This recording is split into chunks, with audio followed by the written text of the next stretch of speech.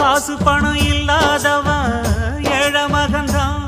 அவன் காட்டோரமா ரோட்டோரமா படுத்து தூங்குறான். சொத்து சொகம் உள்ளவனோ செல்வ மகன்தான். அவன் பஞ்சு மெத்த போட்டிருந்தும் முழிச்சு ஏங்குறான். எது மற்ற பேர்களுக்கு ஏது கவலை? 4 காசு வச்சிருந்தா 100 கவலை.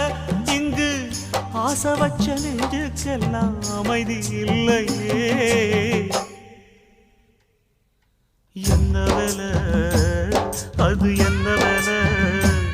மன நிம்மதிதா இங்கு என்ன வேலை? எந்த கடை அது எந்த கடை? அதை விற்கிறது